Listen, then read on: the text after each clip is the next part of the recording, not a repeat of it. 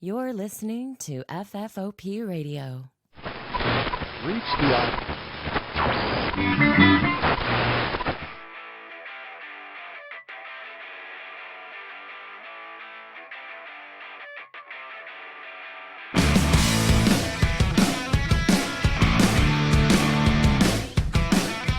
Hey everybody, and welcome to the show. My name's Dave, and this is a Fistful of Podcasts from FFOPradio.com. Back for another great week. We have another break in the usual format because this week I have a special guest on the show. He is the, I imagine you would call him the founder of Mindpower Records, been involved in bands, not to mention Sloth Fist. Please... welcome, help me welcoming him on the show. It is Marc Maxey. Marc, thanks for coming on the show. Hey, thanks for having me. I've been new to the world of podcasts in the last year or so this is a whole new experience for me. It's now the time to jump in. I think everybody's looking for something new. Yeah, we don't have a lot of downtime right now. Yeah, and it's very punk rock too. So if you're in that world, podcasting, it can be very, very close-knit community. Sure. So Marc, let's talk about, first of all, we're going to talk about your music later. First, I want to talk about the record label, Mindpower Records. Okay. Started in 1990. Just give me, what was the genesis of that? I imagine you were probably in a band at the time, working around that. What was the genesis? And, I kind of even want to get into the nuts and bolts. What did you do to just go and be a record label? Okay.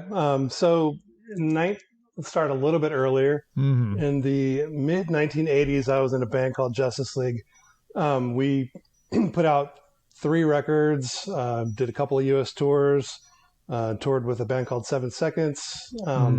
We were on other people's labels. That was great. We didn't have to pay the money ourselves, but we also, didn't ever get any money back or have any control over it. Mm-hmm. So end of 1987, that band breaks up.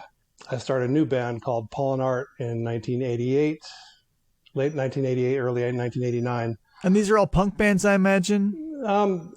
It started as punk. It became more of kind of what you would call maybe college rock, alternative rock back in the days. All right. More of kind of a Husker Du replacements, REM-ish kind of feel, I guess. Okay, I get that. Yeah. Maybe a little heavier.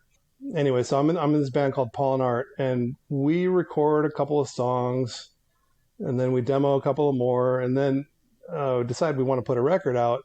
Didn't have a label, didn't really have much label interest from other people doing it. So I said, what the hell?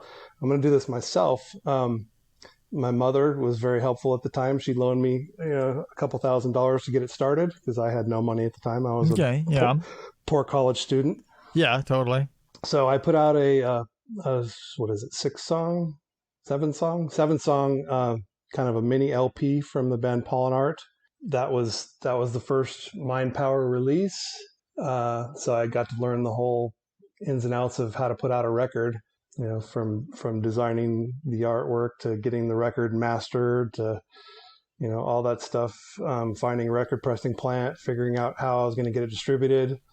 So you were basically doing everything, like soup to nuts. This was all, wow. Yeah, sure. So, at the end of it, after spending a couple of $1,000s to press up 500 records, I had a box full of records in my bedroom, and then I had to figure out how to get rid of them. So, so I sent promo copies out back then. We did a lot, sent a lot to radio, a lot to different print fanzines. And then I sent, sample copies out to distributors, any distributors and stores that I could find at the time.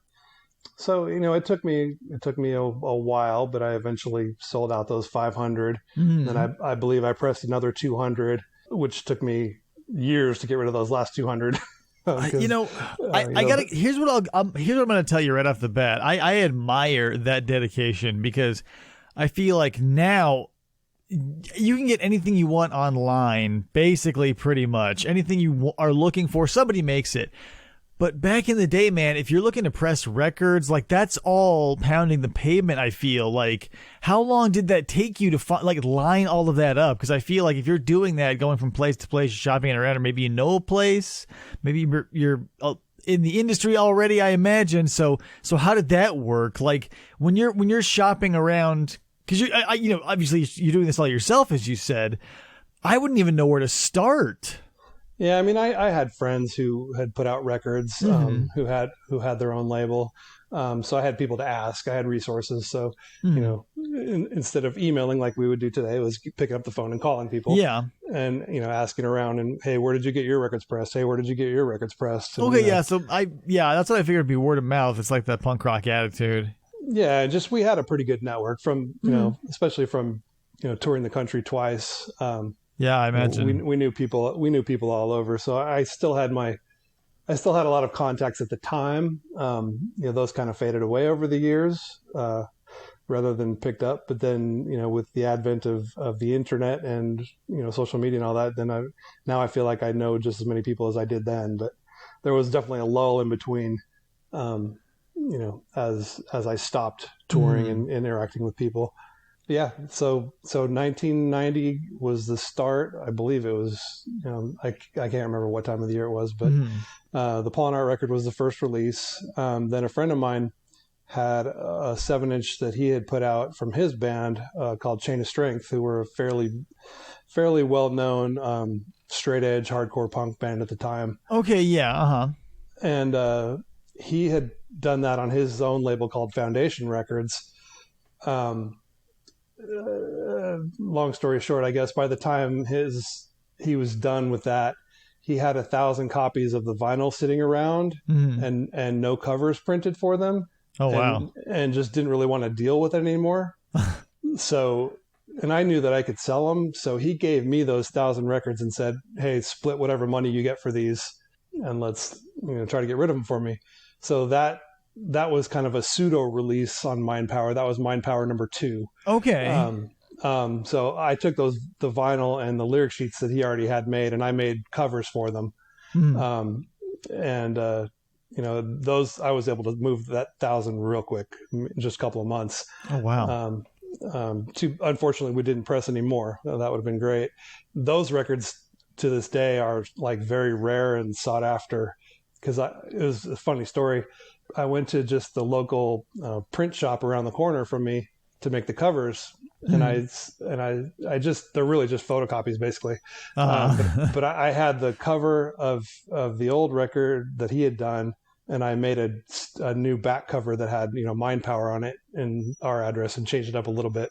So I said I want to make these on gold paper, and so we started printing them, and I wanted 1,000, and he ran out of gold paper at about 800 copies. So then I was like, oh crap, what do I do? So all right, let's print 200 on blue. So I printed 200 on blue, and nowadays, with Discogs and Rare Records and eBay and everything, the copies on blue are worth twice as much as the copies on orange are. Oh, for sure. I can only imagine. Yeah, like that makes it limited edition, man. Exactly. So there's only 200 of those. So those are going for, I believe those are going for over $100 right now, which is crazy to me. Well, so let me ask you, since 1990, it looks like I'm scrolling through the discography here. There's quite a few releases. The most recent of which, obviously, is the Sloth Fist Mothman is Real. So what was the impetus of this new album? Like, I linked off the live show that you guys did on the Facebook for the show.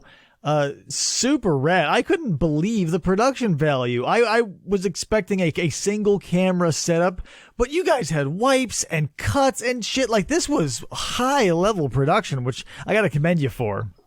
Yeah, I unfortunately, I can't take credit for that. The club that we played at, Three Links in Dallas, they're phenomenal. They're great friends of ours. We've played there probably a half dozen times, and the owner, Scott Beggs, is a really good friend of ours. So they've, since the pandemic, help raise money for themselves and their employees. Right. They've been doing a series of live streams. So he's got a couple of guys in there that do the production. I think it's two guys running it all, and they've got a couple of cameras set up that are on tripods, and then they've got, I think, one other that the guy was moving around quite a bit filming. It was impressive. I got to tell you. It's great quality.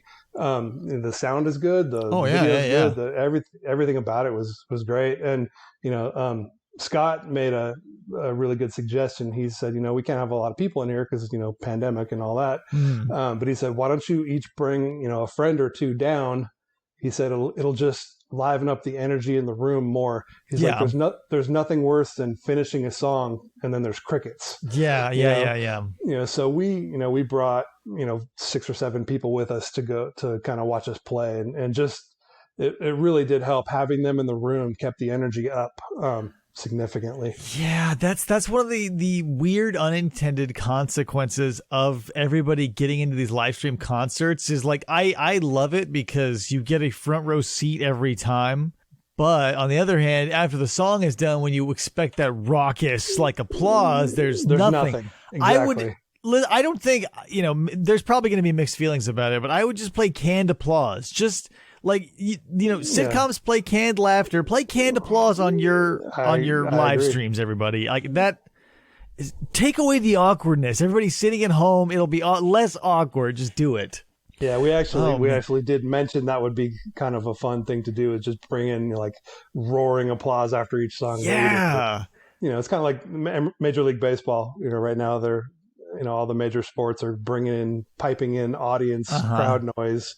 So yeah, similar situation. Yeah, it's part of it, man. You want to go to a concert, like even if your point of view is moving around and jumping from camera to camera, you still want to feel like you're not alone in the joint with the band and they can't hear you.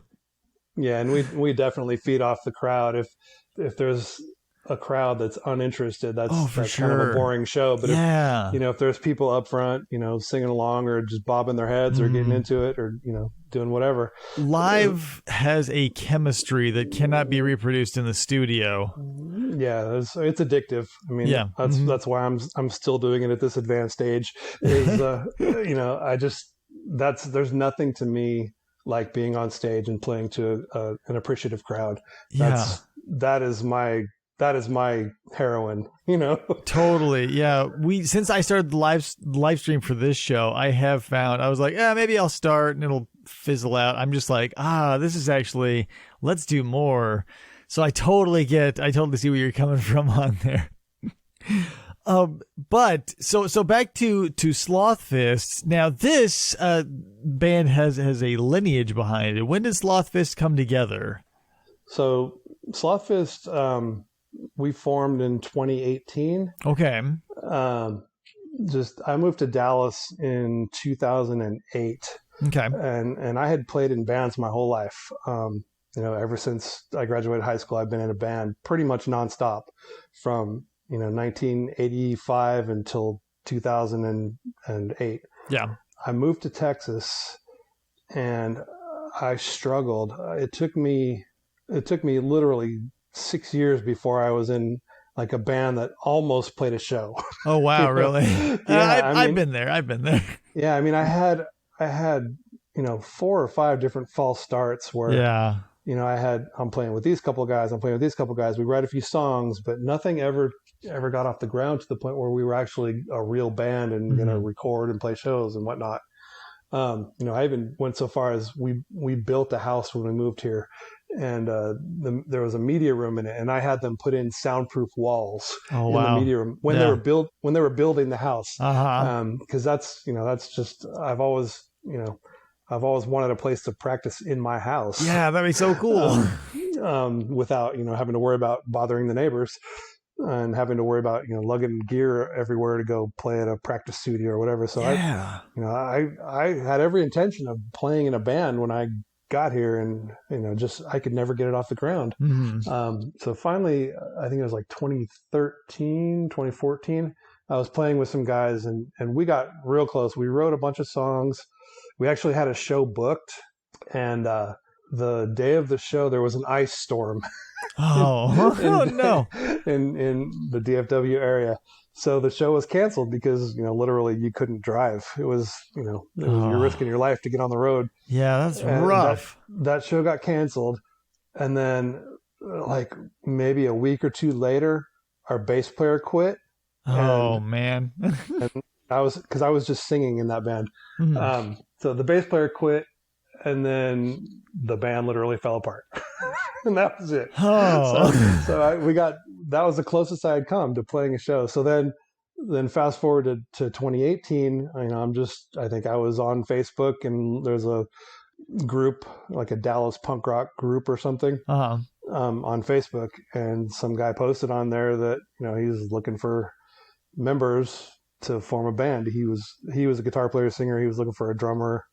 I mean, yeah, he had a drummer. He was looking for a bass player and another guitar player. Mm. And I play bass as well. I play bass. I play the guitar. I can sing. And he listed some of the bands that he and the drummer had been in, specifically Bullet Machine and Responsible Johnny. And those were actually two bands that I had heard of and knew that they had played shows locally. Mm. So I said, okay, this is a guy who can actually get us shows. we can actually do something and play something. So we corresponded a little bit. He sent me some demos of some songs that he was working on, and sent me some samples of stuff that he had done in the past. It was close enough to where I was to want to do it.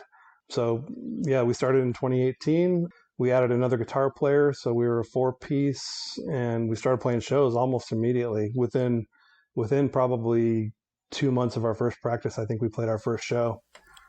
It's really entertaining stuff. Like, you guys put on a great show, and for those uninitiated, like for those listeners of my show, not either caught it in the feed or had gotten over here yet, you are on the bass, correct?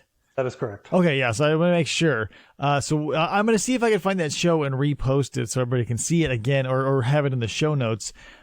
So you can see what's going on here. It is awesome. It is like pure punk rock. I love the setup. I love the setting. It's very like grungy and industrial, but still has like it's when you look at it, it's punk, dude. It's cool.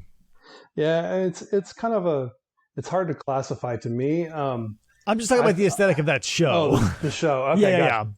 Yeah, I mean, that's in Three Links, like I said, in Deep Ellum in Dallas, and that is kind of the premier punk rock club in Dallas. I always say, like, every scene has like one club that's special. In New York, it was CBGB's for 40 years or whatever. In Long Beach, California, there's Alex's Bar. Well, in Dallas, there's Three Links, and that is like. If you're into punk rock and you like going to small club shows, that is the place. Yeah, I can just getting to see it from the video. It's so it oozes the aesthetic that you're looking for. Yeah, we're trying to do everything we can to keep it alive, and hopefully we can come out on the other end of this pandemic and we can go back to having shows again, like real shows. Well, so tell me, now that Mothman is Real is out, what album is this in the discography for Sloth Fist? So in 2019, we went to a studio in Denton, Texas. The studio is kind of a loose term. It was a friend of mine's garage that he records bands in. Yeah. And we did a 4-song kind of demo EP there. So that one we just released digitally. So it's on all your streaming services. Okay. That was just 4 songs. And then we added, at that point we were just a 3-piece because our original second guitar player had left. So we recorded that as a 3-piece. Then right after that, we added a second guitar player. And then Eric, our singer, really just wanted to be a singer. I mean, he's an amazing guitar player. But he wanted, for this band, he just wanted to sing only, so he could, free up and just be more of a front man. Yeah, I get that. Yeah, that was his wish. So we added another guitar player, Alex, and so now we're a 5-piece. And we went into the studio in late 2019, recorded I think we recorded 13 songs. We picked the best 12, and then we actually cut 2 more for the digital release so that people would want to buy the vinyl and the CD. Okay. So the vinyl and the CD has 12 songs, 10 of which were released digitally, and that was the rebirth of Mindpower Records, because we recorded it and we kind of intended all along to put it out on vinyl, but we weren't positive. And we just were so happy with the way it came out that we said, we got to put this out on vinyl. And I'm like, well, I don't know that we're going to get somebody else to pay for this. I kind of had a record label. So Mindpower in its first inception ran from 1990 to 1999. Sure. Then I basically put it on pause for 20 years. Wasn't active in it at all. In 2018, a friend of mine and I and one other guy, we started a company called Quiet Panic. So the other 2 guys are really the founders, but they brought me in as a co-owner. Mm-hmm. And it's Quiet Panic is a combination record label and band management service. Okay. So I'm really just doing most of the marketing and the business management for that. So that got me back into what it means to be a record label and helped me learn what it means to be a record label in 2018, 2019. Yeah. Which was very, very, very, very different from what can't it meant even to be imagine. a record label in 1999. Yeah. There's the internet now. Yeah. Like that, like I was saying before, like when you were pressing, and getting your first record together, there was no internet. It was all word of mouth.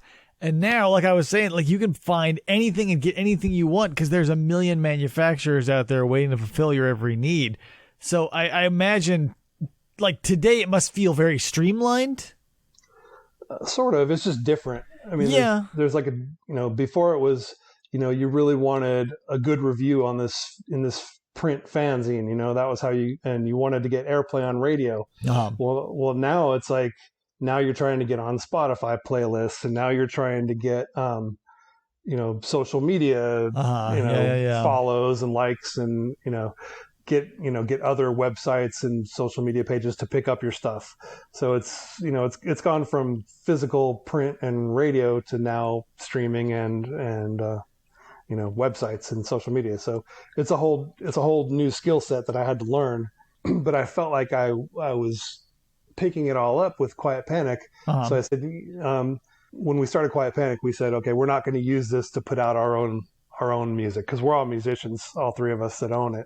Right. But we wanted to make it more of like a real, just focused on a record label, not on our stuff. So for Mindpower has always been a vehicle for me to put out my releases. So I just kind of said, let me restart that. We'll slap the Mindpower name on there and I'll figure out what to do with this. And so we pressed it up. We pressed up 500 of them, pressed 100 CDs, and I'm doing what I can to get them out there into the world. So are there, as of this recording, are there still available copies? Yeah. Okay, so what I'm going to put a link in the show notes. So if you are listening to this, check that link and hopefully there's still some available. It's number one, I think the album art is super cool. I love that. I love the Mothman on the couch. I love all that. But so, back to the album itself, I just have it pulled up and I had to mention it. But what was the impetus of this album when you were like, you know what, let's kick it together in an album? Did you have a theme in mind, or did it just sort of snowball from something, or were you like, yep, we're going to put together and cut together an album, and I'm going to somebody's going to release it? I mean, we just kept writing songs, and Eric is kind of the primary songwriter, I would say, but we all kick in our ideas, and we all have bits and pieces of songs that we've written. He's the one writing all the lyrics, so the themes are kind of all they deal with various vices that he's had and has currently, or situations that he's been in his lifetime. And they're fairly entertaining, I think. Most of them are somewhat either humor laced or just kind of dramatic. There's not really a lot of there's not a whole lot of personal introspection in there. I would, this is not going to be mistaken for an emo record. Right. It's, it's as somebody, one of the reviews we got, they called it a party record. I don't know if it's intentionally a party record. It's dealing with a lot of vice for sure. Yeah, but I think people sometimes, if the melody is good and like the guitars are driving and shit, they'll often get sort of lost in that and be like, yeah, if you're gonna have a party, put this on, because you probably aren't gonna be dissecting the lyrics. Right, and that was kind of the theme that went into the artwork as well. Right, yeah, I can see that now. So we took like all of the different topics of the songs that are on the record and put them all into one drawing on the cover. Yeah. and the back cover. So yeah, a friend of our drummers drew the back cover. We liked it, but then he went and drew. We were going to use that for the front cover, but we didn't love that one as much, and then he came up with the other one. We said, okay, this is the cover, and then we'll use the other one for the back. It's pretty rad. I gotta say, it's pretty rad. He's definitely a great artist. It has actually caused me some grief because how so? Facebook and Instagram will not allow us to advertise that cover. But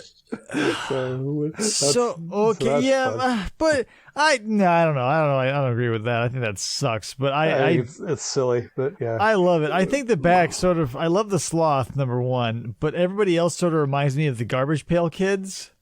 Okay. I love that sort of 90s aesthetic, that grimy sort of. Yeah, and it's so great. So that's the thing. Was Sloth Fist? Now you're writing these songs. You were saying, is it during like your touring, or are you just meeting every once in a while to practice? No, we have a lockout rehearsal space down in Dallas that we share with a couple of bands, and so we just we have a regular night every week that we get together and practice. And if we have shows coming up, we'll practice the old songs for the show, and if we have nothing coming up, we just write. We're pretty prolific. I mean, if we decide we're going to write a song, we can pretty much knock out a song in a practice. Well, so that sort of leads into my next question: is how much of a back catalog are you sitting on that are either looking for release? You're like, or I'm sure there are some that you wrote that are like, this should never see the light of day, but I'm keeping it around anyway. Like, how much of that unpublished material is there? I mean, nothing recorded, but since we finished this LP, we've continued to write just because that's just what we do, especially right now with no shows. So we've got 6 songs ready to record right now, talking about demoing them pretty soon. I don't know that we'll get into a full studio until we decide what we're going to do with it. So we may do another EP, or we may wait until we have another half dozen songs finished and then do an album. It's all kind of up in the air right now. It all depends on when we can get out there and start playing shows again, because that's definitely the key to selling records these days is playing live. I mean, that was the main reason we wanted to press it in physical rather than just digital, was so that we could have something to sell at shows, and people that still collect vinyl and dig vinyl and CDs, they can have something to buy. It would have been certainly a lot cheaper just to put it on digital and let it be there. But I'm one of these old people who likes physical media. Like, I'm not one of these record people. Like, I've got friends who are vinyl enthusiasts, and I get that. But I love having a CD. I like having a hard copy because, God, if the cloud goes down, I can't get access to my music. I at least have a backup copy stored somewhere that is incorruptible by other hands. Right. Yeah. I've gone through phases. I sold off most of my record collection in the 90s when CDs became huge. And in the meantime, I collected probably a couple thousand CDs. And then once iTunes came around and everybody, you had your MP3 player, your iPod, then I went that route and started just downloading from that point, and then streaming. So now it's like now everything is at your fingertips. Yeah, and it's all weird and ethereal. I miss having that tangible experience of like looking at CDs and having to choose between like the Metallica or the Megadeth or the that moral choice that you had to make in a brick and mortar store was something magical. Yeah, I mean, I started. I never stopped collecting records. Like I said, I sold off most of my collection, but then I slowly started buying them again because I couldn't help myself. And now I'm buying more records than I ever have, probably just because it's a little easier to afford it these days for me. So I'm starting to buy all these records I sold back in the 80s and 90s. Especially now that it's like starting to bloom again. Everybody's pulling out their old records, trying to pass them around. Yeah, I like the experience of putting on a record and sitting down and kind of staring at the cover and looking at the lyric sheet. Yeah, it's definitely something you can check out and do. I think that's for me still the pull of physical media is because it's not connected to anything else. You're focused on one thing and one thing only. Yeah, and that's the thing with vinyl to me is when we were kids and teenagers and 20-year-olds, you'd buy a record and you'd sit there and you'd stare at the cover and you'd read the lyrics and you'd memorize the lyrics. Yeah. And then when everything went to CD, it's like, I can't read these lyrics. They're in 5-point font. So all the stuff you bought in the late 90s and 2000s, I never knew the lyrics. The chorus. So it's to me, lyrics are as much as much important as the music. So I always like to know what it is the bands that I like are singing about. Yeah. So speaking of that, give me some of your influences, like coming up and maybe even today, still sort of shaping the way you sound. Are there bands out there that you can point to and be like, this was a huge part of what made me me? Me personally, I grew up in like the hardcore punk rock scene from age 16 on. That was kind of my world. So bands like Minor Threat, 7 Seconds, Channel 3, Social Distortion, Youth Brigade, really a lot of Southern California stuff, and then a lot of DC stuff. From the punk rock, I kind of wanted to go to a more melodic sound. I like hooks and big choruses. Yeah, me too. I like sing-alongs. So then I kind of veered off more towards the more melodic stuff that still had its roots in punk rock, but kind of expanded beyond that generic punk rock sound. So bands more like Dag Nasty, Government Issue from Washington, D.C., a band called Squirrel Bait from Kentucky, and then the bigger ones were The Replacements, Husker Du, and then even a little bit more mellow stuff like Soul Asylum and REM back in the 80s. So that's my main influence. And then into the 90s, I liked more of the, I would say, again, melodic stuff that kind of was rooted in punk. If you listen to it, it really doesn't sound like punk rock anymore. Okay. I love the 90s, so who are we talking about? So bands like Jawbreaker, Game Face, Farside, who obviously Popeye, yeah, Sam I Am, bands like that. Just stuff that's really catchy, but it's still got that grit, and it's still, I guess, rooted in punk rock. I get the desire to have that sort of just like basic driving sort of, I like you call it generic sort of punk rock, but it seems like those are, speaking personally, I don't want to like make a huge sweeping statement here, but all those like really fast punk songs seems like they're more protest and anger based, where like the melodic stuff is more like personality and or personal experience based, because you're telling more of a story and less pushing an agenda. Exactly, and that's kind of where I gravitated. I liked the personal stuff. That's what the band Paul and Art that I was telling you about, that was kind of more of that kind of sound, I guess. And then from there I went on to do a band called Blender, which was similar stuff, maybe just a little bit heavier, because that was in the early 90s, so grunge was all the rage, so that kind of seeped into our thing a little bit. Yeah, I think I've always gravitated more toward the the storyteller type artist over the like message type artist. I get why people love, like, say, Rage Against the Machine.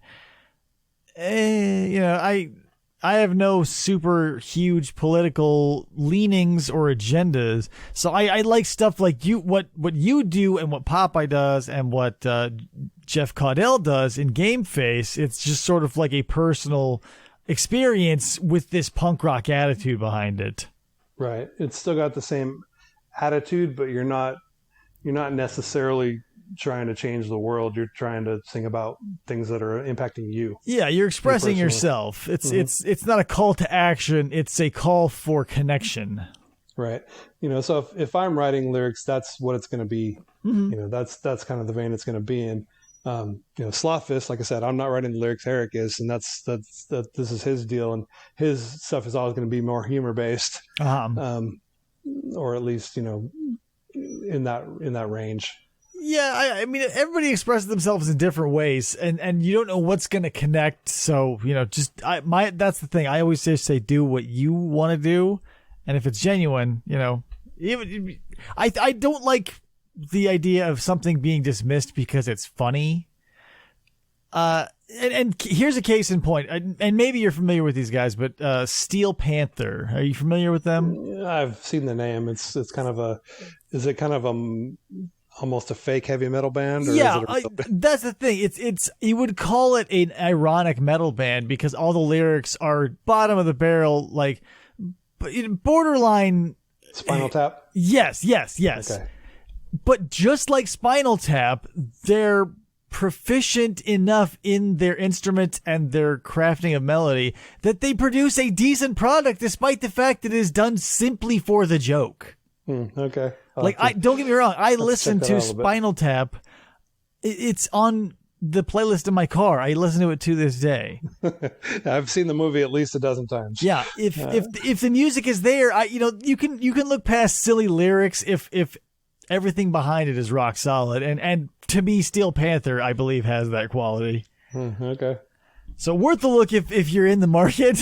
Yeah, no, that sounds interesting. Yeah, I would say as far as Sloth Fist, that's kind of more where Eric's influences come in.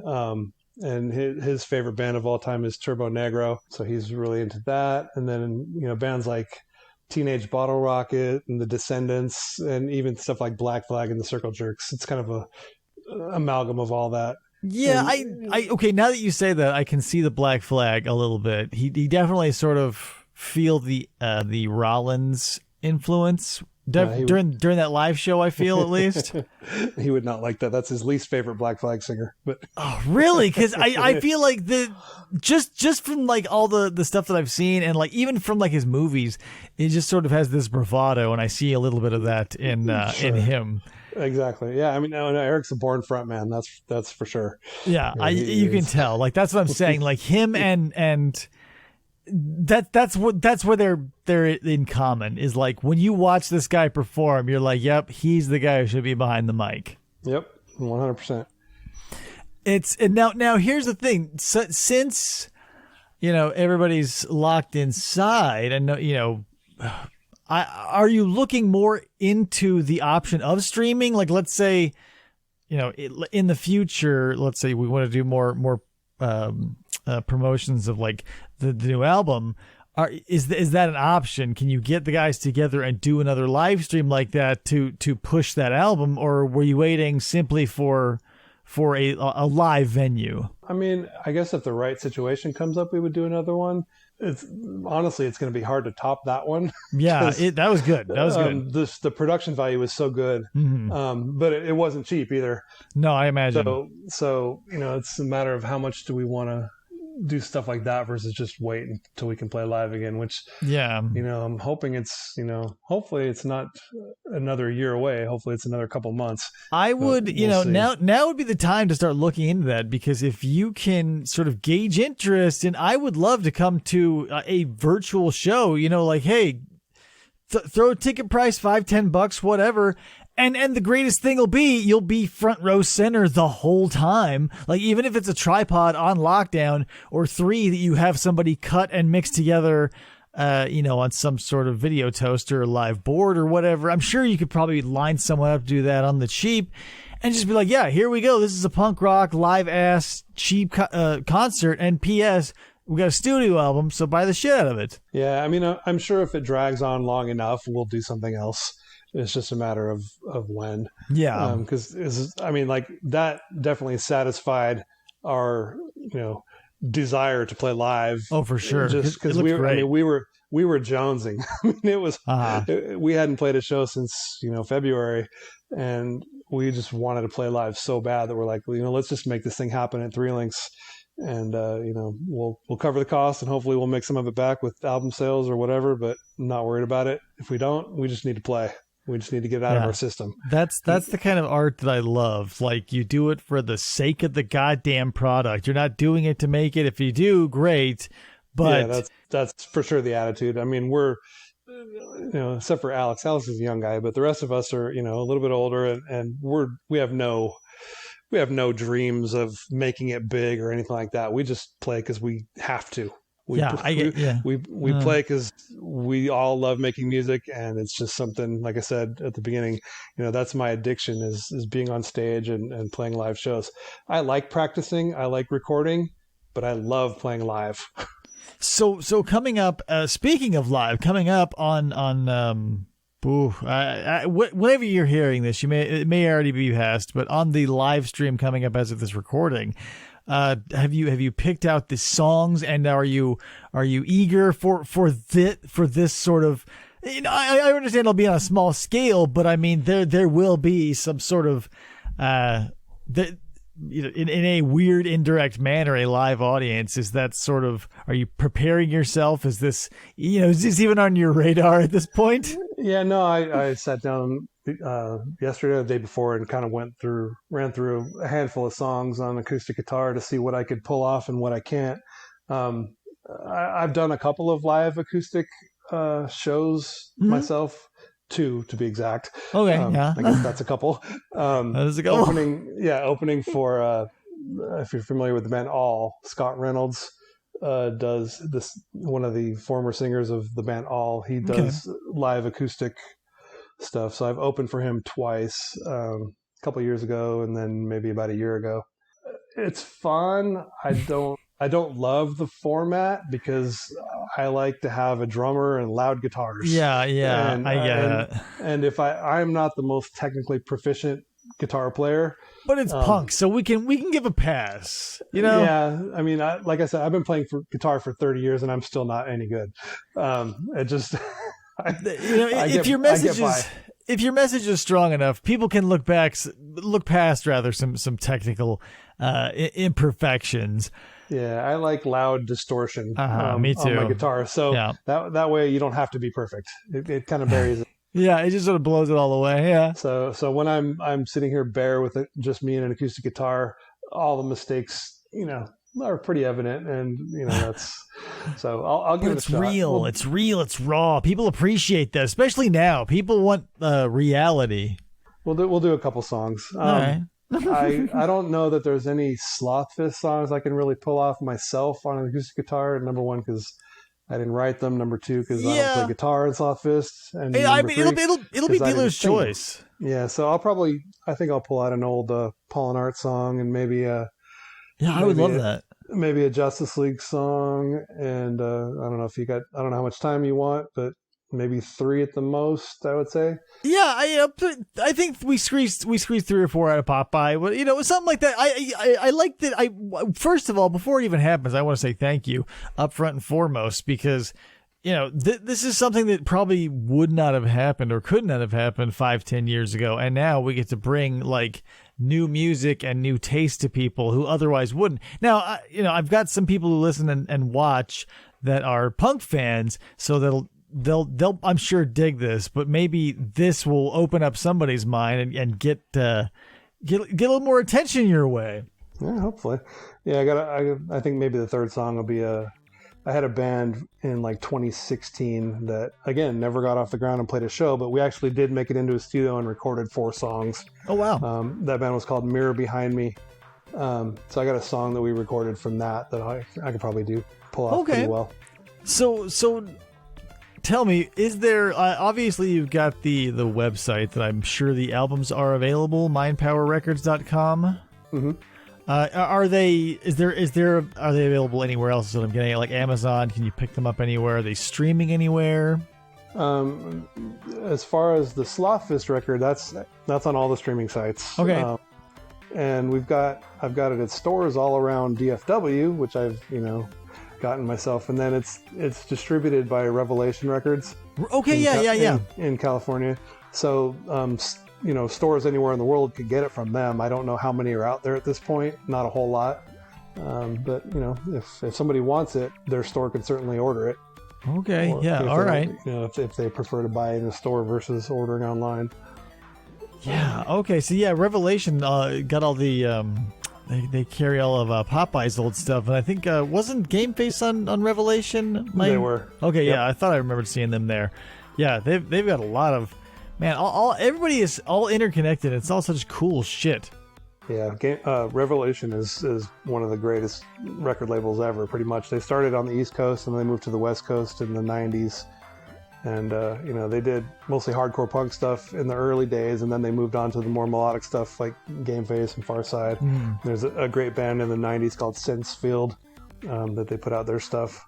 Yeah, so there's a treasure trove of material on Revelation. I'm going to try and work my way through their catalog too and see if I can get all their artists on here eventually. Yeah, there's actually a podcast right now called Where It Went. One of the guys is somebody I know, and they're going through each Revelation release is an episode of the podcast. Oh, that's cool. So they're up to about episode 9 or 10 right now, I think. Yeah. And there's hundreds of records I think they've got to go through, so if they continue it, they'll be on for a long time. Oh, for sure. Yeah. Well, Marc, I want to thank you so much for coming on and talking about Mindpower, talking about Sloth Fist. I cannot wait for the live show. I'm going to link off to the album in the show notes in all the various places if you're still a fan of physical media, as I am. I just got the three that are still, once I get my hand on 3 Far Side albums, I got to get all the Game Face stuff. But that's my problem is I'm getting into all this stuff a little too late. But luckily I found Sloth Fist early, so I'm not going to fall behind on this one. It's never too late, It's too late if they go out of print. Then you're screwed. Well, yeah. Then you have to search these used bins, and it's a nightmare. I want to get there early. Address. Shoot me your address. I'll send you off a copy of CD or vinyl, whichever you prefer. Oh, that'd be badass. All right, Marc. Well, thank you so much, guys. Check out Mindpower Records. Check out Sloth Fist. I'm going to see if I can find that video again. I'm sure Marc can help me with that. Get that reposted. Once again, Marc, thanks for coming on. I can't express my appreciation enough for it. Super cool what you're doing, and I hope it takes off to the point where we're seeing more releases from Sloth Fist. Definitely, yeah. I just want to get out there and play live again. Yeah, and number one, I love the name Sloth Fist. Ooh, it's so punk rock, and I can't even explain to you why. Yeah, it's a fun name. All right, well, thanks everybody for listening, and we will see you next week. Thanks a lot.